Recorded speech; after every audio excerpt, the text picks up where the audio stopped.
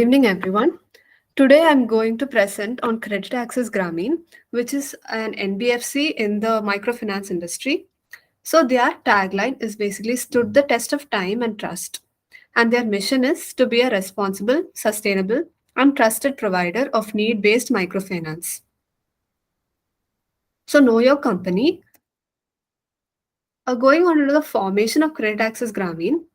CA Grameen Limited is the largest microfinance institution in India, and it has been now listed in NSE and BSE in 2018. So Credit Access Grameen was visualized by Vinata M. Reddy in December 1996, and she was basically inspired by a book called Give Us Credit by Alex Count, who was the president and CEO of Grameen Foundation USA. So this book that inspired her had remarkable stories about Bangladesh's poor who raised themselves from poverty just by using microcredit. So, Credit Access Grameen, which was then known as Grameen Kuta, was founded in 1999 as a project under T. Muniswa Mappa Trust, which is an NGO in South Bangalore. The Grameen Trust Bangladesh also provided a seed capital of $35,000 to T. Muniswa Mappa Trust for replicating the Grameen Bank Bangladesh microfinance model in India. Credit Access Grameen aims at being a socio-economic catalyst in deep rural areas, and their lending products mainly cater to income generation, individual loans, family welfare, home improvement, and emergency loan requirements of people. So they also have various social service programs like WASH program. So where WASH actually stands for Water, Sanitation and Hygiene, and client awareness programs, social awareness campaigns, and health awareness campaigns, which they incorporate into their core business activities in order to benefit the poor and low income members of the society. So this is the cycle which shows the formation of Credit Access Grameen. So this was 1996. It was Grameen Kuta was visualized by Vinata Reddy and Suresh Krishna, and then it was founded in 1999 under an NGO in Bangalore, and it also got a seed capital funding. Then it transferred into an well-regulated and registered NBFC from the status of an NGO. And then in 2013, it got reclassified into a governed NBFC MFI entity by the RBI. And finally, in 2014, Credit Access Asia NV acquired 99% stake in the company, which is now around 70% after the IPO. And after this, Grameen Kota was rebranded as Credit Access Grameen.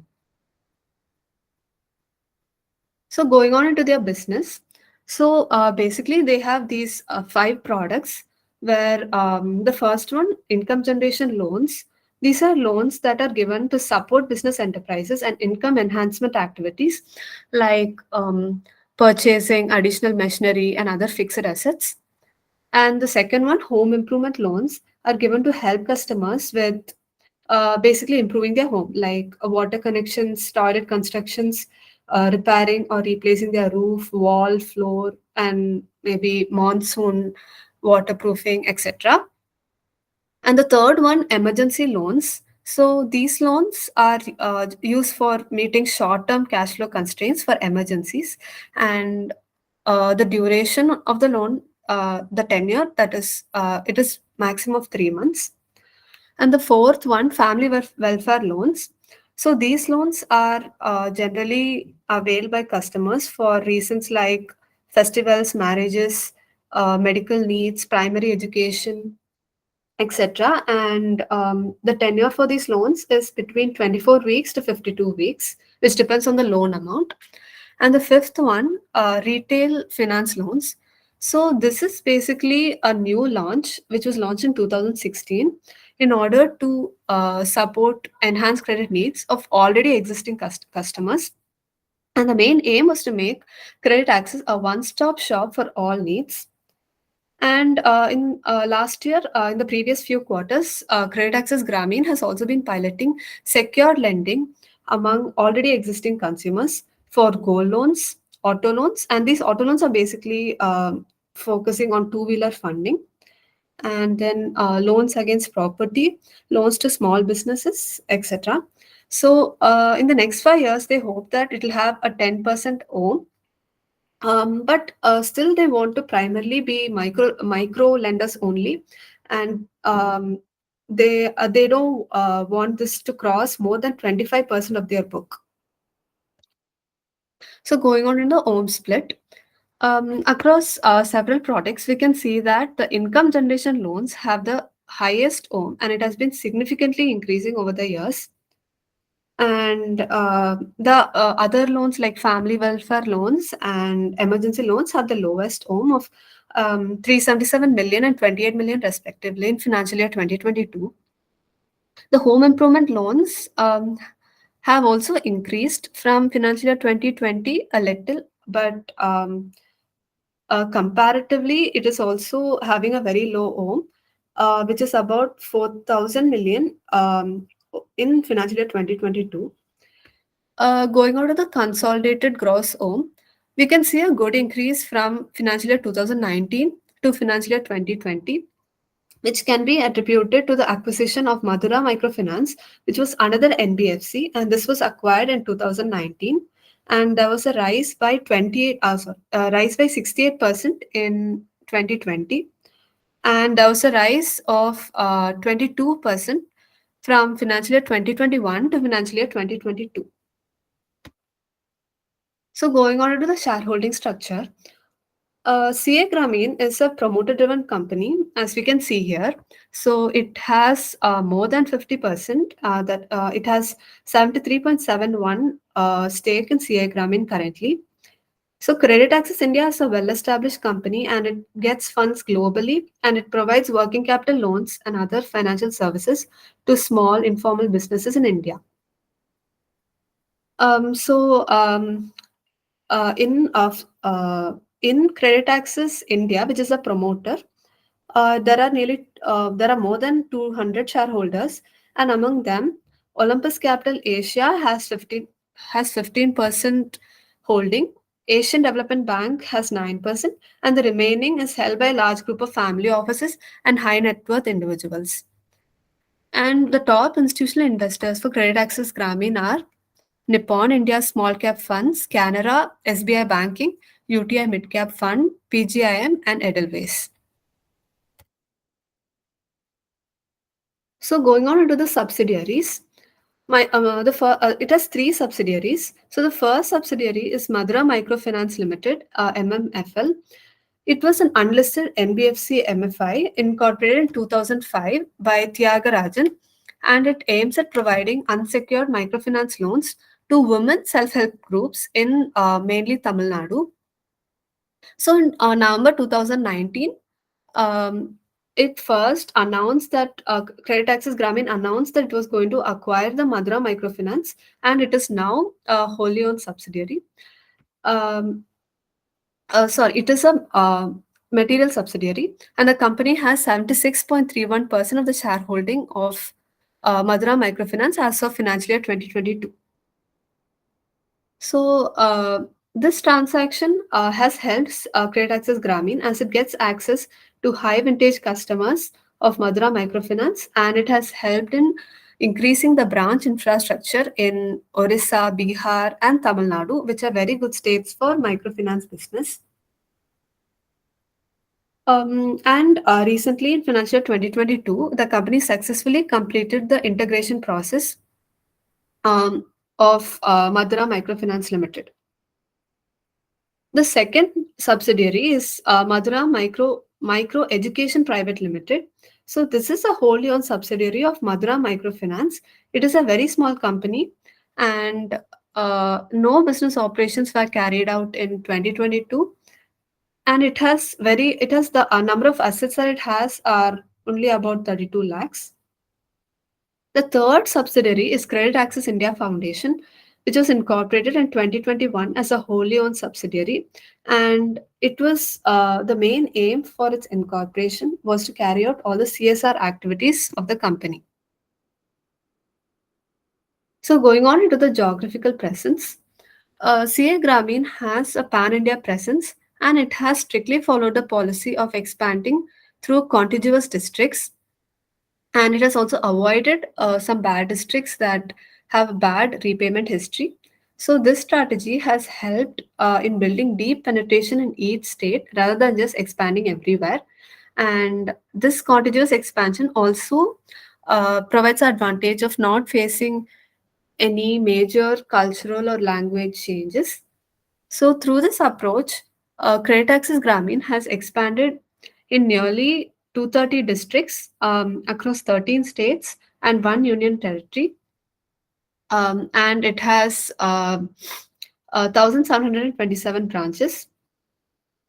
And the main income usually comes from Karnataka, Maharashtra, Tamil Nadu, Madhya Pradesh, and Chhattisgarh.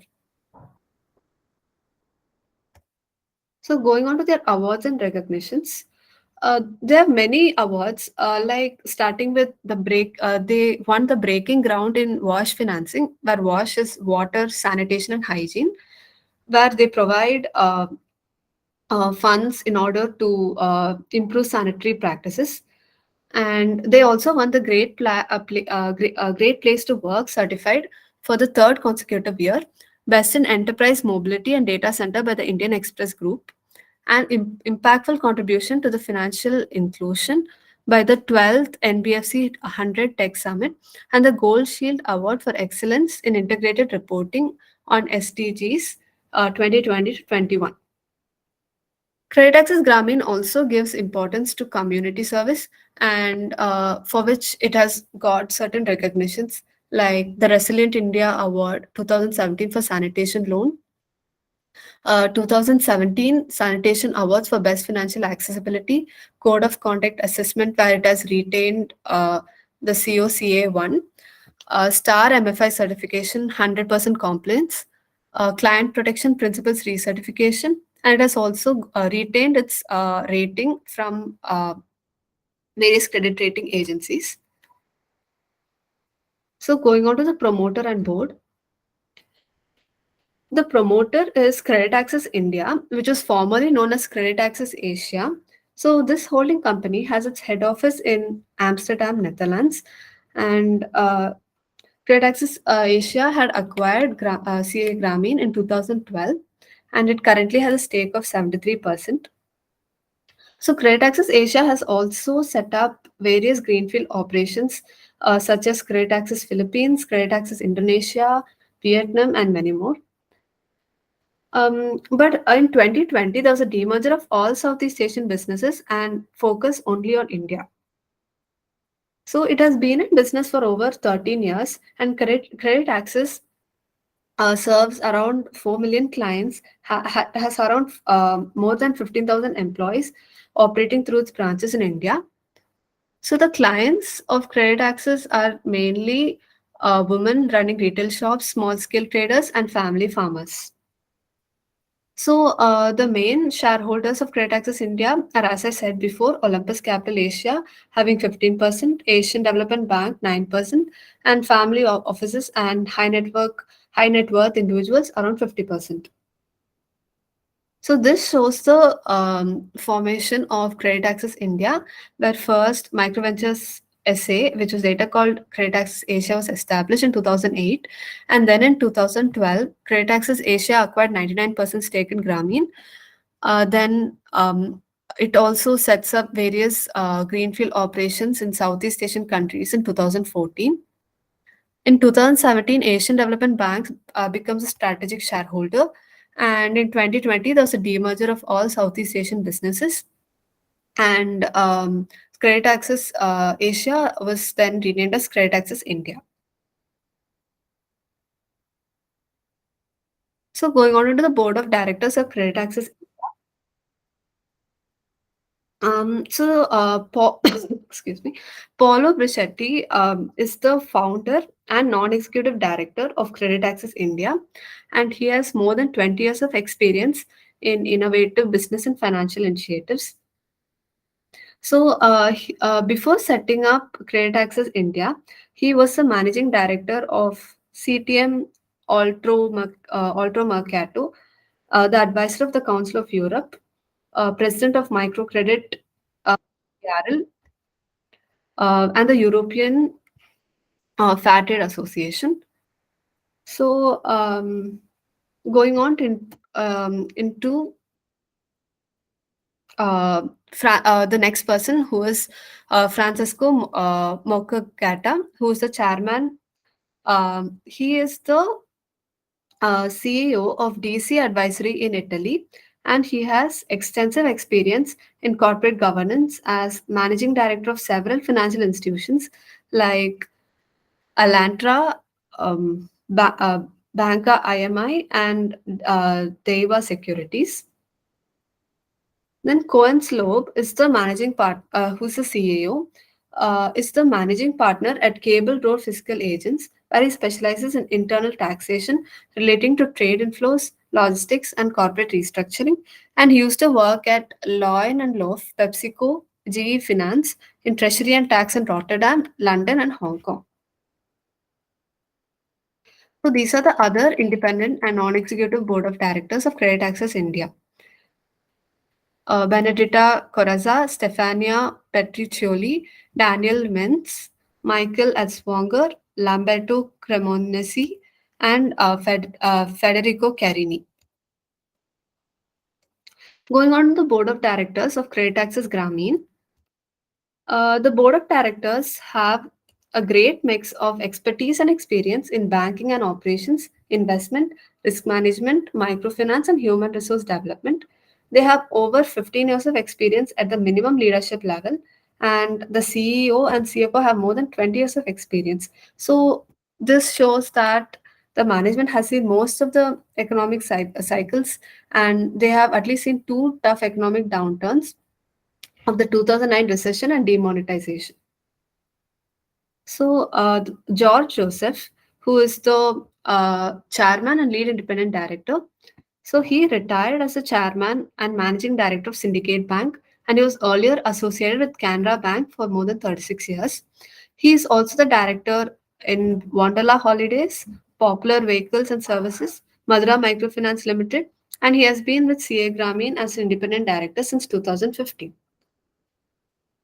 The next person, that is Uday Kumar, is the MD and CEO, and he has served as the head commercial and banking operations at Barclays Bank PLC, Mumbai, for 3 years. He was also associated with ICICI Bank for over 11 years. And currently, the company has got approval for the extension of the term of appointment of Uday Kumar Hebar as the MD and CEO for a further period of 2 years till June 2025, after the expiry of his current term in June 2023.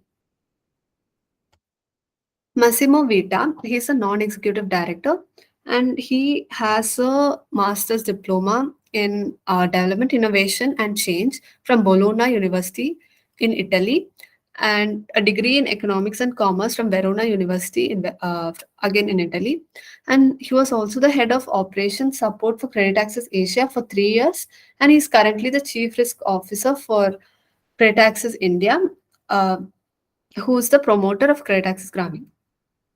He is also the executive director of Asia Impact PT Limited, and he serves as the director on the boards of Credit Access Philippines Financing Company.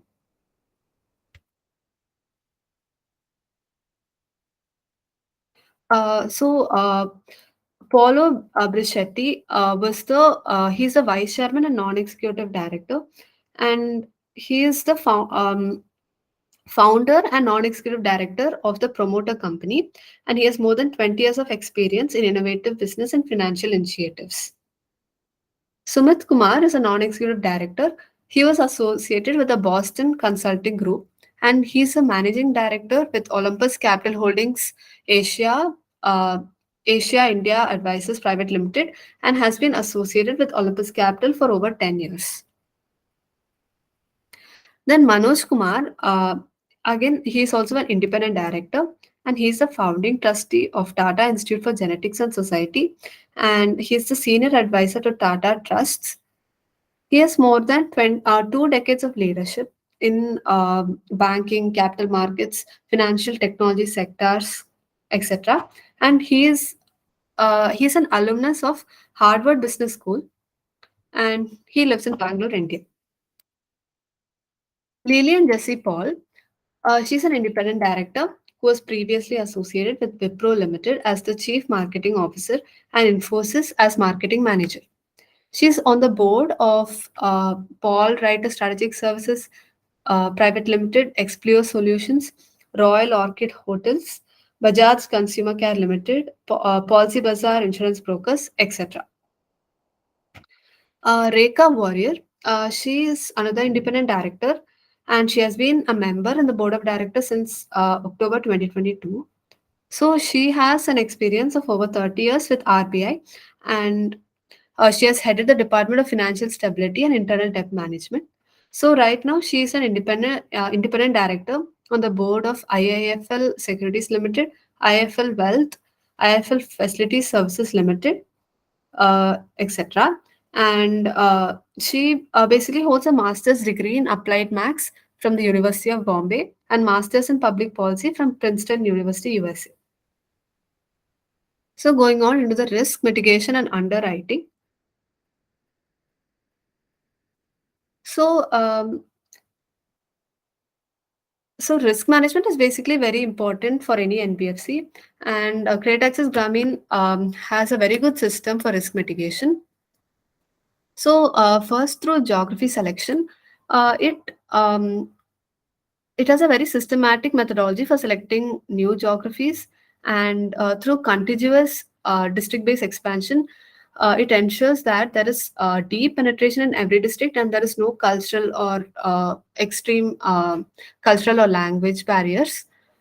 And they also focus on deep penetration in rural areas, which is characterized by low competitive intensity. And the second one, customer diligence. They have stringent customer onboarding. There are nearly 3 layers of checks. They have rigorous customer credit evaluation through CB checks and staggered borrowing limits, etc. And they also have frequent loan utilization checks. Then their product design, they set borrowing limits per loan cycle. They have flexible repayment terms, no penalties on prepayment of loan installments, and the products that are available to cover potentially every cash flow situation of customers. The business process compliance. So they have internal audits at branches, regional offices, and at head office. And so these are some ways by which they mitigate risks.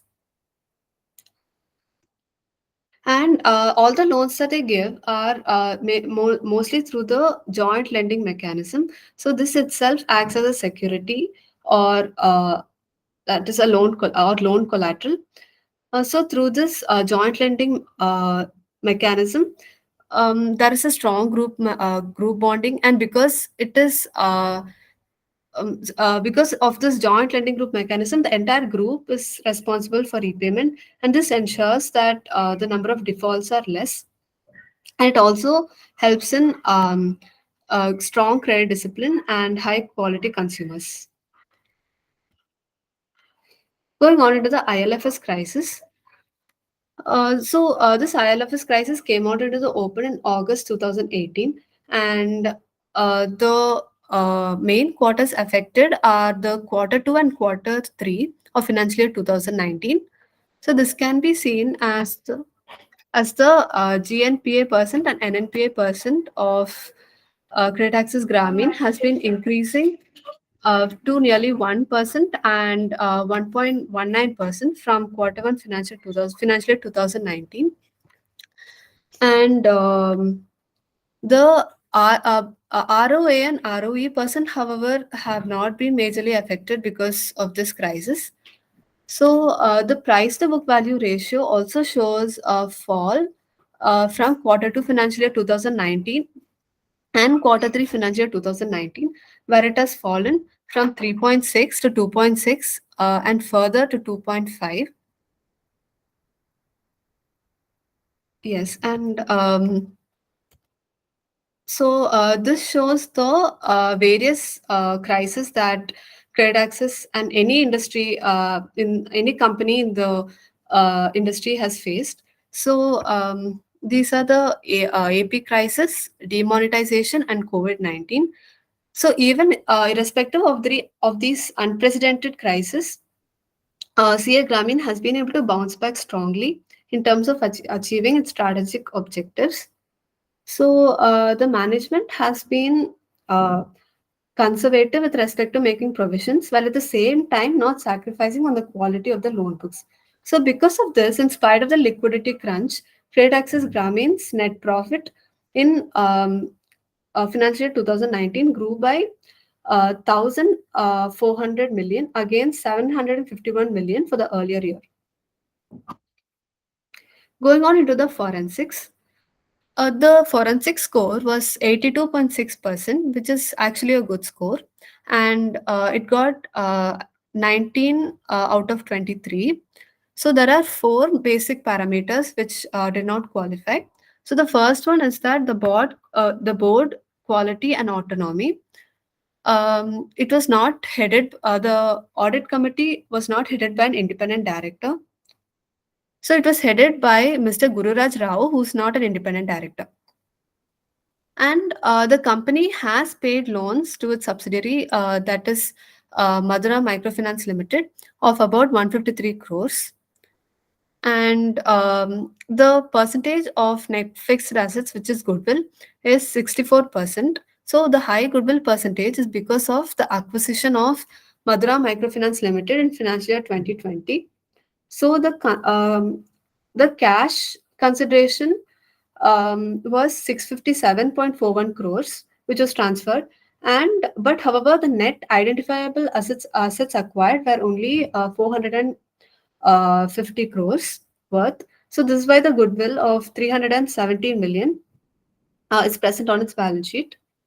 And the next parameter, that is the equity dilution. There is an equity dilution of 293.4%. So this high equity dilution can be a result of the IPO in 2018, and the fact that Credit Access Grameen is a fast growing company can also be a reason. And going on to the metrics, we can see here that the OM has been continuously increasing from financial year 2019 to financial year 2022, and there has been a growth rate of 22.17% in financial year 2022. Um, the ROA percent and ROE percent, um, it has also been increasing, and but however, the dip in financial year 2021 could be because of the low PAT, which fell by 60% because of COVID-19. And there was also some external interference, such as floods in South Maharashtra and North Karnataka, which could also be a reason. Similarly, the book value per share also has seen a fall in financial year 2021, but however, in subsequent years, it has been on the rising trend. The GNPA and NNPA has been falling, and there was a sudden rise in GNPA in financial year 2021, which could be a result of the COVID pandemic. So these metrics reflect the management's ability to grow the loan book in a quality manner while not sacrificing on the growth. So this is because of their high collection efficiencies, robust disbursements, adequate capital, and liquidity positions. So the comparison. I'm compares Credit Access Grameen with Five Star, Saturn Credit Care, Arman Financial Services, and Spandana. Uh, with respect to OM, Credit Access Grameen is the highest compared to any of its peers, and it stands at 16,599 crores. With respect to the gross non-performing assets and net non-performing assets, Saturn Credit Care is the highest with respect to GNPA, and Credit Access Grameen is significantly lower compared to Saturn Credit Care, Arman, or Spandana. Even with respect to ROA and ROE also, Credit Access Grameen is a little low. when compared to Arman Financial Services. But with respect to its other peers like Five Star, Saturn Credit Care, or Spandana, it is higher. And going on to the price to book value ratio, Credit Access Grameen is standing at about 3.5. Five Star has 4.1. Saturn Credit Care is comparatively low at 0.5. Arman Financial Services has 4.1 and Spandana 1.45. So going on to some differentiating factors for Credit Access Grameen, it basically has a very strong parentage of a foreign promoter, that is Credit Access India NV. It has a very customer centric model, contiguous district based expansion, classical joint lending model, unique human capital and internal audit controls, market leadership, consistent growth, and asset quality. So, compared to any of its other peers, it has also one of the lowest lending rates in the MFI industry. It has very diversified products like income generation, home improvement, education, medical emergencies, livelihood improvement, etc. And the loan sizes are also flexible, like they can borrow as required within the assigned credit limit that has been set, and they can also avail multiple loans with flexible size. So the repayment is also flexible, like they can choose when to repay uh, based on the cash flow cycle, and they don't have any prepayment penalties. So their future outlook. So Credit Access Grameen aims to grow at a rate of 20% to 25% over the next 4 to 5 years, which includes both microfinance as well as non-microfinance.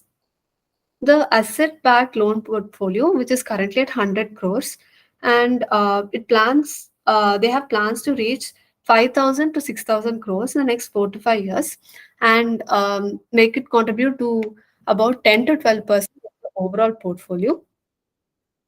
And the growth is expected to come from existing borrowers, 60 to 65%, new borrowers in existing branches of about 20 to 25%, and new customers in new branches, that is 10 to 15%. And the company is currently working on new products, like basically five products, which is individual loan for matured customers who have already been with Credit Access Grameen for some time, and two-wheeler loans, and loan against property, gold loans, and affordable housing loans. So growth is expected to come. Uh, sorry. So Credit Access Grameen Limited also looks to build a secured loan book to retail platform as work in progress with a vision in 2025, which includes affordable home loans, home improvement loans, two wheelers, and insurance products. Uh, Thank you. I conclude my presentation. Wow, super presentation. I mean, it's really good to see how you have evolved over the last 3 months, I guess. Yeah.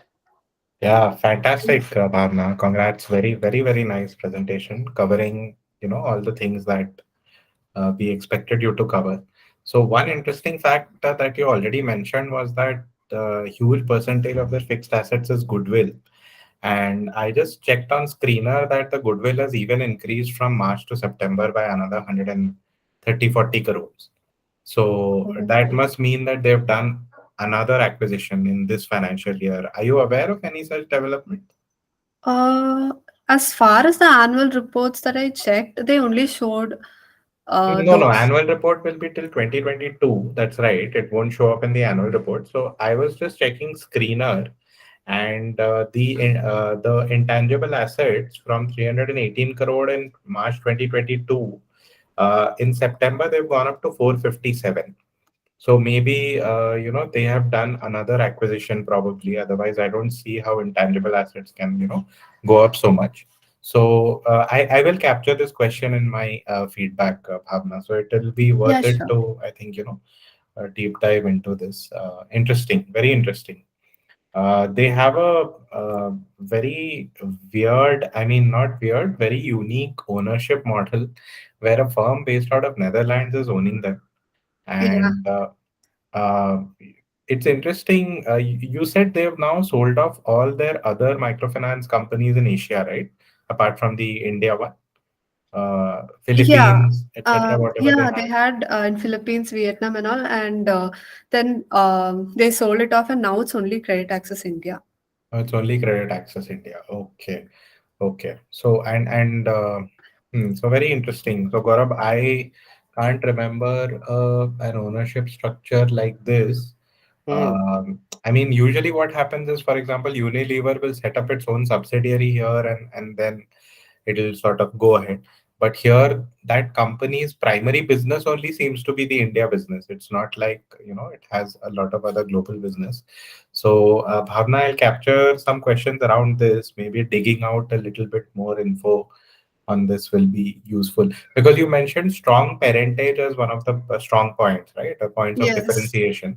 So how strong is the parentage will be very interesting to sort of understand, like, are they actually adding something to the company, or is Credit Access growing through the strength of the management team that it has? And the founder is no longer involved, is it? No, no, he's no longer involved.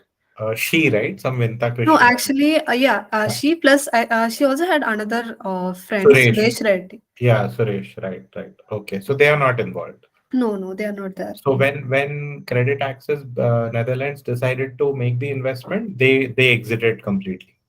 Yeah, I think that when it was founded itself under that NGO, I don't Uh-huh. know if they had any major role. Oh, okay. I see. I see. I see. Okay, got it. Yeah. And one last question from my side, Bhavna. So the metrics that you compared for the four, five companies, Yeah. they were the FY22 metrics, right? Like the annual report Yeah, metrics. comparison Yeah. with peers I took for financial year 2022. 2022, right? It's not for 9 months, FY23. I just wanted to confirm that because that year the ROE for Credit Access was low, which is why Arman had a much higher ROE. But from what I remember from the other chart that you showed, I think for the 9 months this year, Credit Access's ROE is some 16%. So it's doing almost as well as Arman. And the Arman AUM, just double check one after the PPT. You've captured it as 1,200 crores. So just have one small doubt whether it is actually that small. So Okay, which I'll would, check that out. yeah, because I've heard SOIC talking about Arman a lot, and 1,200 is like minuscule AUM, right? So it's much smaller than any other MFI company, I think. So it'll be interesting. So maybe Bhavna just drop me a one line in the group saying whether 1,200 crores is the right number for Arman. Yeah, Otherwise, sure. I'll forget that. ठीक है भावना, I'll great presentation, and I'll capture some of these questions in the feedback so that you can work a little bit on them so that we understand the story a little bit. We already understand, I think, 80%, just a little bit more. Yeah. Yeah, Thank you so much. thank you so much. Yeah, great presentation. One question that I have, the difference between GNPA and NNPA for credit access is pretty substantial. Does that mean they are able to recover their, loans much better? Probably, but they also say that they have a lot of provisioning, Hmm? so Yeah. maybe that also affects the NNPA. Yeah, yeah, yeah. So I think that might be the reason you're correctly identifying it, Bhavna. So if they've provisioned a bulk of the GNPA, then the NNPA will show up as a small number. Small number. Got it. Yeah, Yeah. Okay. Yeah, that's all from my side. yeah. Great, great, Bhavna. So look forward to the next company. I'll discuss with Gaurav and let you know which one you can work on next. Yeah, Yeah, sure. yeah. Great. Excuse me, Thank you. Nirwan. Yeah, Rishikesh, bolo. So I was asking where the good amount of portion of goodwill in fixed asset is that big of a red flag? Means See, it's not that big of a red flag. See, nothing is that big of a red flag without investigating further, Rishikesh. Okay, that is my answer. Uh, yes, but yes, you, I agree. but you have to have a system to catch abnormal things, and this is one abnormal thing. Which is Yes, why we have that in the list. So we have to sort of understand in the financial domain. See, financial companies may not have physical assets, right? So their book value comes from their equity, right? yeah, So maybe that is one reason that typically financial acquisitions will always have a high goodwill. Okay, I don't have enough experience to sort of comment on it immediately, but it's good that it has surfaced and we can now conclude on that, Rishikesh. So your question is exactly the question that I also want to have an answer to. So and specifically because last 6 months again goodwill has increased. Okay, so does that, Okay. I mean, I'm not sure goodwill, I just know Yes. intangible assets has increased. So I, if it is goodwill, that means another acquisition. See, Yes. Yes. Obviously. acquisitions are good if the management is great at integrating those acquired companies. Okay. Otherwise, if you're trying to grow only through acquisitions, one, you run the risk of paying too much for assets. And number two, you struggle to integrate them, and your overall process, credit discipline, everything can suffer a little bit. So it's I think we need to investigate a little more to answer that. Yes. Okay. Yeah. Any of you have any other questions apart from the one Rishikesh asked?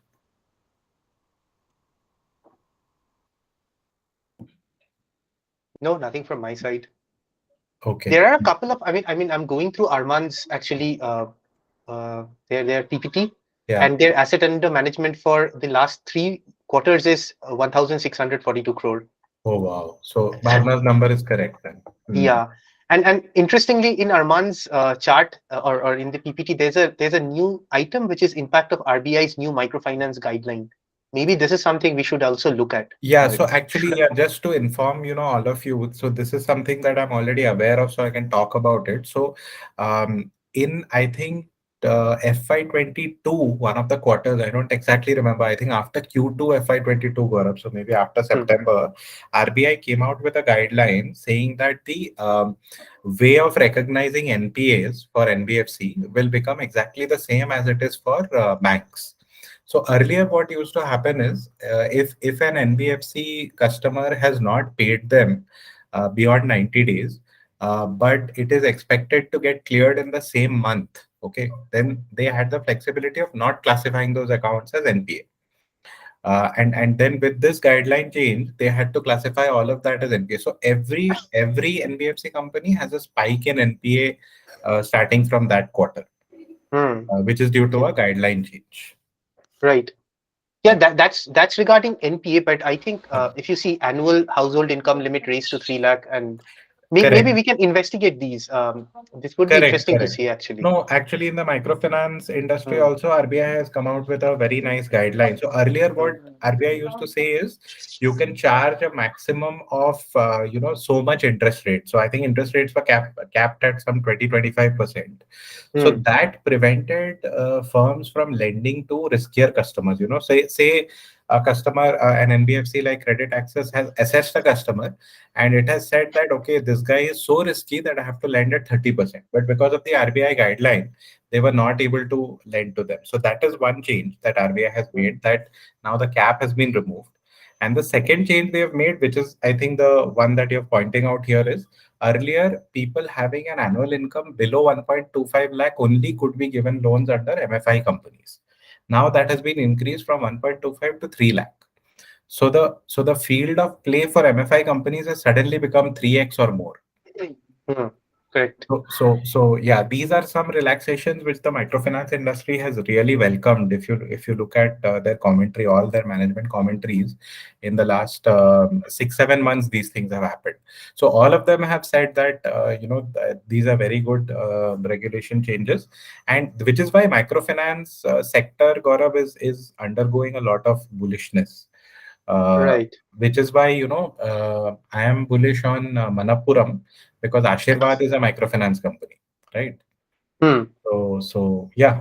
So I but My that's question, that's all I know. my Yeah, another question is, since these companies do not take deposit from people, yeah. why does RBI put a cap anyway? No, so RBI puts a cap because I think RBI used to think कि देखो यार, पहले क्या होता था गौरव, कि जो the village money lender used to extract money, right, from them at Hmm. any kind of usurious Yeah, interest rates. correct. Yeah. So I Huh. think the RBI's cap was sort of to prevent that kind of behavior from microfinance companies, I think. I mean, to prevent exploitation of the poor or something like that. But Hmm. I think it is misplaced because see, once you're allowing an NBFC to function, you have to trust the NBFC that it will not try to harm a customer. It will try to Hmm. probably price the risk at the appropriate percentage.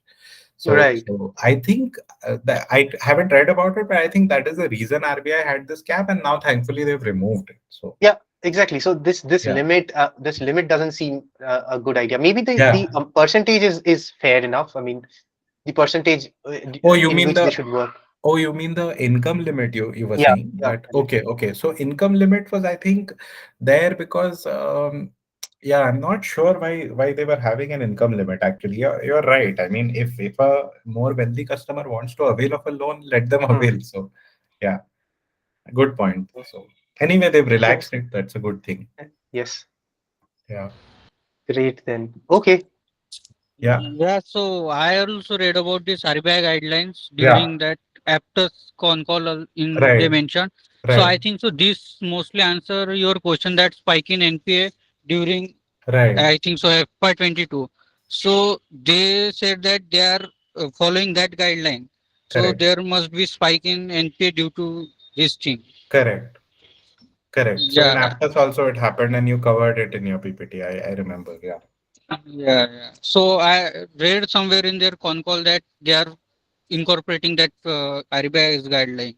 Yeah, they have to. Every company had to, Yeah, yeah. that quarter, every company sort of reported a spike. Yeah, so they immediately acted upon that. I think so. This is the reason. Yeah, that's right. Guys, Gaurav has posted the value picker, thread link for the company for credit access. For most of your companies, we have noticed that there were existing value picker threads. And if you haven't used those threads for your presentations or for making your case stronger for the company for this round of presentations, do make sure that next time onwards you check value picker for if a thread exists or not, because trust me, you will, if the thread is good, you will get a wealth of information. Yeah. Sometimes the Yeah. thread is not so good, so you will get maybe only 10% information that you don't have. But if it's a good thread covered widely by the community, you will get 50-60% of golden information. So And you'll get cockroaches. yeah, of course, you'll get risk factors. Yeah. Yeah. So don't Great. don't miss it. Don't miss it. One question, Gaurav, just before ending. Pranav, hi. I think you joined late. Good evening. Hi, Hi, Pranav. Pranav, I'm good still evening. waiting for the updated scorecard for Shriram. You hadn't uploaded the metrics for the scorecard. Yeah, I'm working on it. I'll probably upload it tomorrow, Okay, most probably. okay. And you're currently working on which company? True Cap. TrueCap. Okay, fine. Okay, yeah, Gaurav, over to Right you. then. So I have one question. Since everyone has presented a company each, um, think about it and let me know which amongst you, I mean, out of the five company presented, which are the companies are showing relative strength. It'll be interesting to hear your feedback as well on this. I mean, if you had to put in some capital, where would you have put in, or which top two companies would you have put in? Yeah, please give me that feedback. So Very relative interesting. strength in terms of fundamentals, not Yeah, technical, right? fundamentals. Fundamentals. मतलब Yes. Simple question है ऋषिकेश, अगर ये सारे company जो present हुए उसमें अगर तुमको एक कंपनी में पैसा डालना हो तो तुम किस में डालते? That's Gaurav Okay. Question. Yeah, so maybe all of you can think about this, and next whenever Gaurav asks this, I think it'll be very interesting to hear the answers. Yeah, because this is what we also targeted. Once you guys work on same sector, you guys can contribute to each other's discussion. Something which happened just now when Bhavna was presenting and Rishikesh could give some feedback on NPA. That kind of clicked. Yeah, So yeah, cool. Okay, then so we'll wait for the second round of presentation. I think this round has been very good yeah. for It has me. been really, really good. I think apart from Bhavna, everybody has their second company assigned. So Bhavna, today we'll let you know, yeah, which is the next company you're working on, and Poonawala, my then God. uh, I have a sorry, wish list. I have a wish list, yeah. Devang. So we'll go ahead with that. In terms of assigning the next company, you're saying, right? Yeah, yeah, yeah. Yeah. So please let Bhavna know. I mean, we can Yeah, we sure. can. Poonawala FinCorp, what do you think? Yeah, I think it can be interesting. I haven't studied it. It was Hmm. anyway in our list, That's so interesting company. yeah. Right, to Rishikesh. Right. Please pick up then Pune wala FinCorp So Bhavna. great, Bhavna. Pick up Okay, but Poonawalla then. yeah. But actually, I already had a list of around four companies that Yeah. Yeah, Ah, but but right, yes. those four companies were for capturing the metrics, right? I think you've already finished that, right? no, no, the metrics are already captured, and Okay. I some of them, I think Shantanu and Pranav, they all gave me some of their companies. Okay. Is it? Okay. Um, Okay. I'll show you. So this is something I had made a discussion couple Yeah, of weeks back. Haha. What I did was I had organized it over here and I gave some company to Bhavna Right. that time. Right. Right. Right. So Right. no problem. I mean, I'll just change it to Poonawalla FinCorp to you. And Rishikesh, you have which one right now? So I gave budget finance to Bhavna, I think so.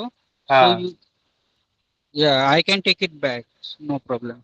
Bajaj Finance, anyways, I don't Yeah. think Yeah. Bajaj Finance is not not so on our interested in listening priority to. list. Yeah. Yeah. Yeah, it's already run up. It'll turn into a bank soon.